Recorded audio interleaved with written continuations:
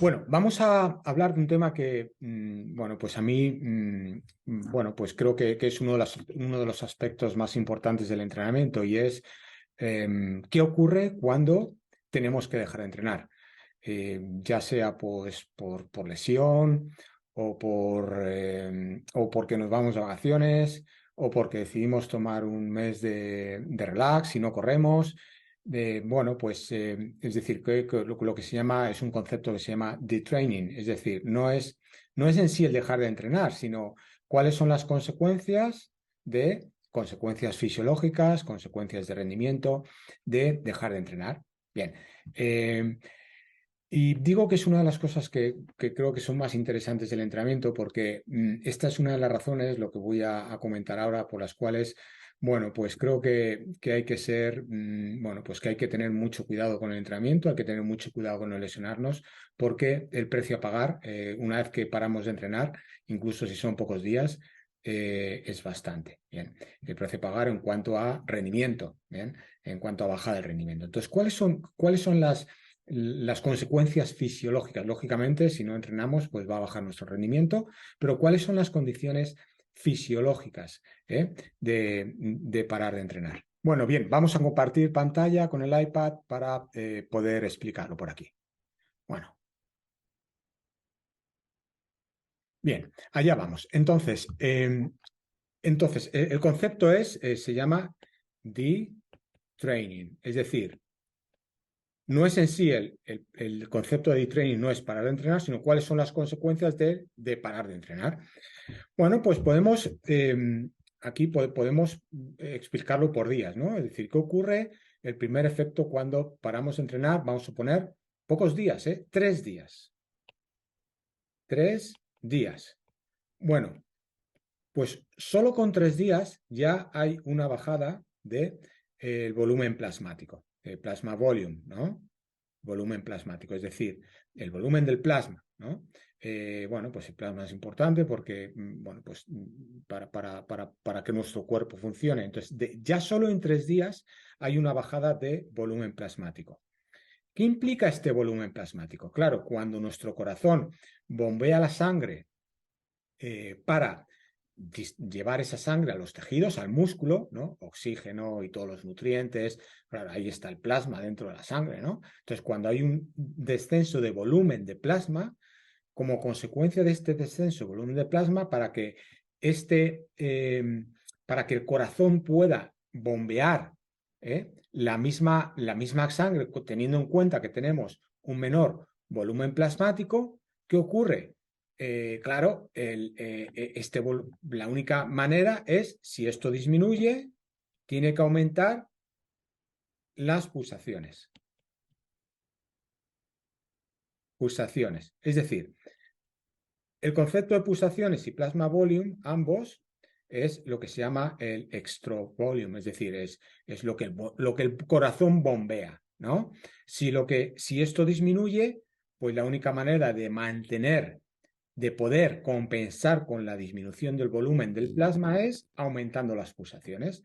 Y de esa manera, lo que es el stroke volume, ¿no?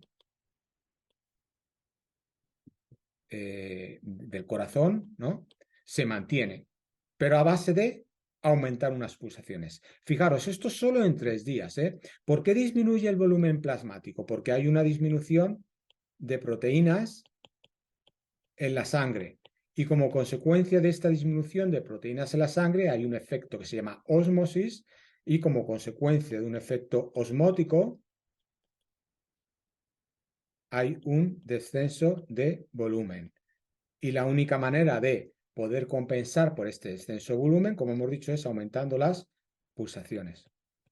Es decir, que simplemente con parar 3 días de entrenar, ya el volumen plasmático empieza a disminuir. Claro, conforme eh, dejamos de entrenar más días, si en lugar de 3 son 4, pues hay menor volumen plasmático, más tienen que aumentar las pulsaciones hasta que llegamos a un momento en que llegamos al día 10, a los 10 días.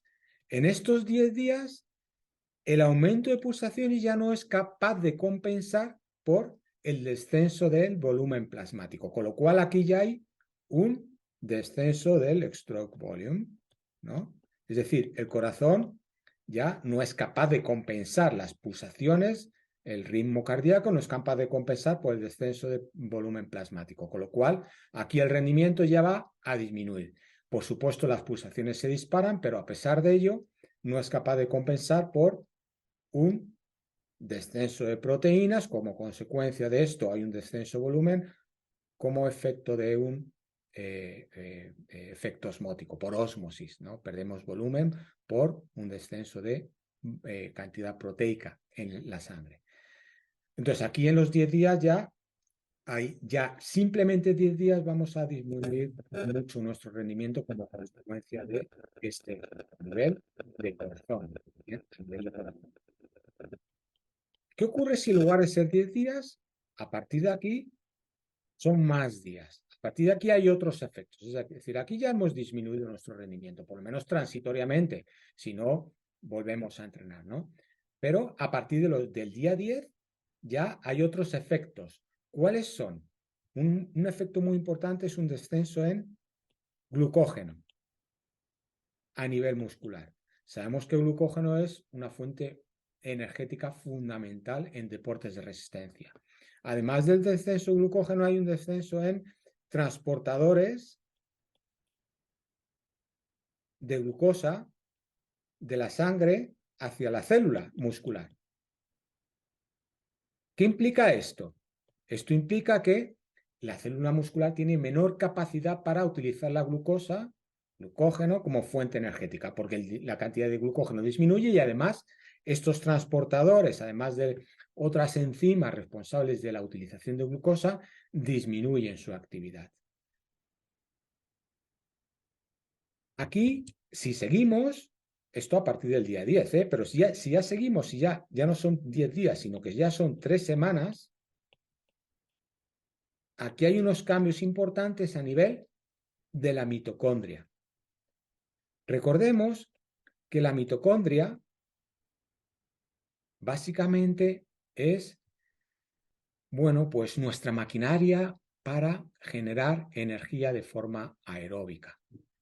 Bien. Un deporte de resistencia depende de la energía aeróbica, porque si entramos en metabolismo anaeróbico, ese metabolismo anaeróbico va a ser en un periodo de tiempo muy breve, vamos a llegar a la fatiga, con lo cual necesitamos una fuente energética a través de la mitocondria que sea vía aeróbica.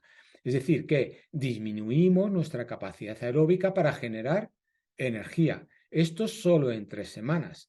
Si seguimos sumando y seguimos, a partir del mes, aquí ya empieza a haber cambios a nivel estructural. ¿Qué son los cambios a nivel estructural? A nivel muscular. Es decir, empezamos a perder músculo de forma importante, empezamos a perder vascularización, es decir, capilarización a nivel del músculo, es decir, los capilares sanguíneos que llegan al músculo, que al final son los que nutren al músculo con oxígeno y con nutrientes, y pues nuestra actividad muscular a nivel estructural va a disminuir. Y por supuesto, muy importante, claro, aquí hay una deficiencia de fuerza, hay una deficiencia de estabilidad articular, de una disminución de un equilibrio, eh, ese equilibrio muscular que nos da el poder entrenar sin lesionarnos. Entonces, fijaros, toda la evolución. Entonces, a partir de aquí tenemos que vamos a dejar aquí de compartir pantalla.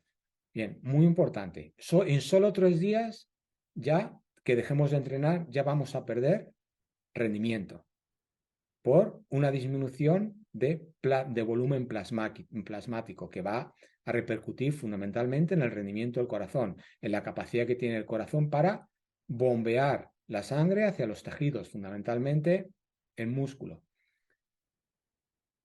A partir del día 10, eso ya es solo en 3 días, pero a partir del día 10 vamos a disminuir nuestro contenido en glucógeno y la actividad de transportadores y enzimas que son las responsables de utilizar esta glucosa como fuente energética.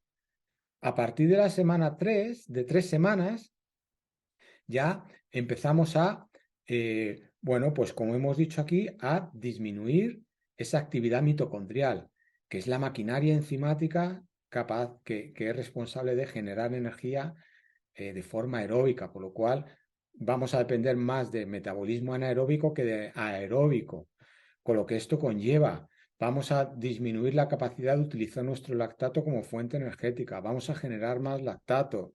En definitiva, nuestro metabolismo va a ser menos eficiente. Y ya a partir del mes hay cambios importantes a nivel estructural. Entonces, pero aquí el mensaje es que, fijaros, solo con 3 días ya perdemos rendimiento.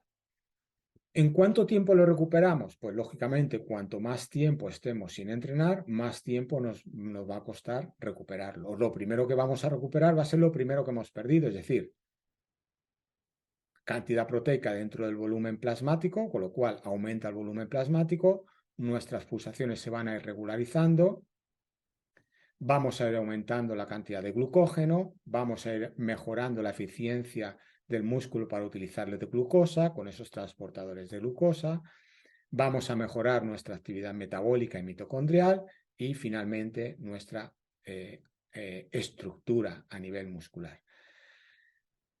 Esta es una de las razones por las cuales creo que es muy importante el no lesionarnos, porque con pocos días vamos a perder rendimiento y el precio que vamos a tener que pagar desde mi punto de vista es muy elevado.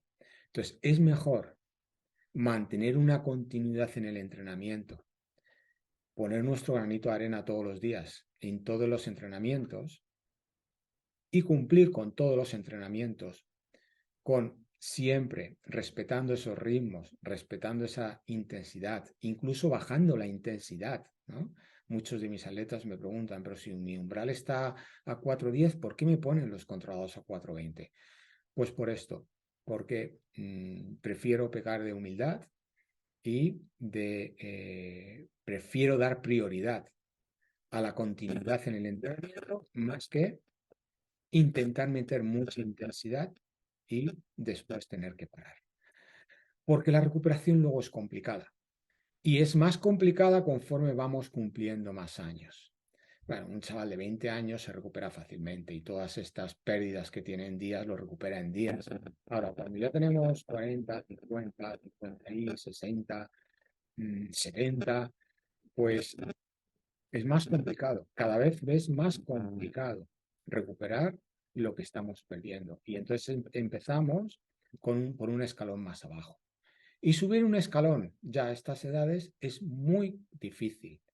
Entonces, es preferible ir subiendo peldaños pequeños con la continuidad más que dar 3 pasos atrás para tener que volver a subir esos 3 peldaños que nos ha costado probablemente un año o años de entrenamiento. Y ese entrenamiento con la edad es muy difícil de recuperar. Una vez que perdemos actividad mitocondrial, es muy difícil recuperarlo con la edad. Una vez que perdemos, una vez que inducimos cambios estructurales porque estamos meses lesionados sin poder entrenar, es muy difícil recuperar esa musculatura. Es muy difícil recuperar ese equilibrio muscular. Es muy difícil el no caer en desequilibrios musculares y de nuevo en la lesión. Por eso, si tenemos que estar parados tiempo, semanas, meses, es importante empezar poco a poco, porque intentar recuperar todo muy rápido nos puede llevar, y de hecho es muy habitual que nos lleve de nuevo a la lesión y de nuevo para atrás. No me cansaré de repetirlo. Muy importante, aquí os he dado las razones, ¿no? Las razones a nivel fisiológico, todo lo que perdemos con pocos días de training, de no poder entrenar. Bueno, espero que os haya gustado, espero que una vez más, bueno, pues cambiemos cambiemos el concepto del entrenamiento, cambiemos ese concepto del no pain, no gain, sino todo lo contrario, que pongamos por delante la prudencia en el entrenamiento, en la intensidad, porque incluso entrenando a baja intensidad seguimos mejorando siempre y cuando tengamos continuidad.